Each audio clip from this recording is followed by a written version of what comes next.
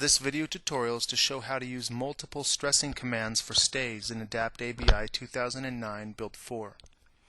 In this example, we have two stays connected to a pylon at the center of the deck. We have a 24 by 24 inch deck shown below.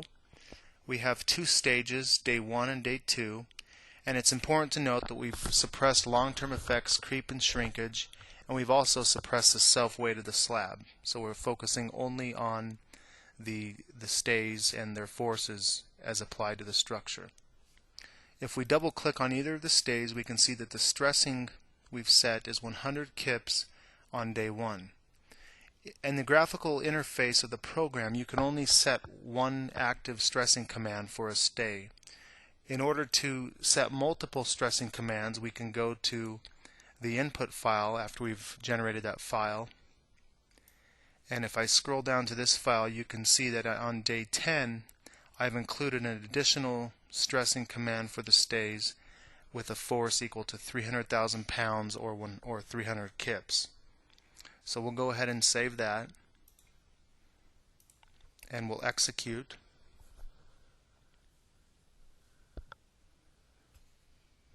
After executing, we'll go back to Process, View Results, and we'll toggle to day 1. If we review the deflection on day 1, we can see that the deflection on the left end, the maximum deflection, is 16 inches. And on day 10, the maximum deflection is 48.3 inches. So the program will retain the history of the previous stressing command, or the stress of 100 kips, and over that time increment we then stress the stay at 300 kips, and we get additional deflection from that stressing command. To validate this, we're going to go back to the user interface, and we're going to go to day 1, and we want to select both of the tendons.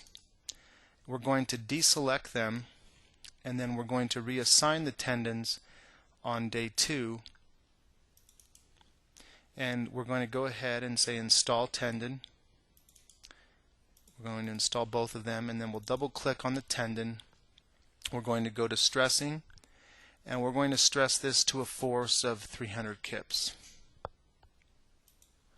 The purpose of this is to show that the deflection will be less than what we had in the previous example, which was 48 inches, showing that the program correctly accounts for the history of loading as applied to the structure. So we'll set this stressing command equal to 300 kips as well. And now we can go back to Process. We're going to override the original input file by generating a new input file, and go back to Process, and we're going to execute. After executing the run, we're going to go back to Process. We're going to view the analysis results, and on day 10, if we display the displacement and its value, we can see now that the value is shown as 36 inches as compared to 48 inches. If we exit this, we're going to go back again to the graphical interface, and we're going to deselect both of these strands at that step, and we're just going to select them now, and we're going to install them again, but this time we're going to change the force to 400 kips. Alternately, I could have just changed the force to 400, but in this case I deselected and then I reinstalled the strands, or the stays. So we'll go ahead and set this now to 400. We'll set this to 400. From Process, we're going to generate the input data again, and then we're going to run the execution one more time.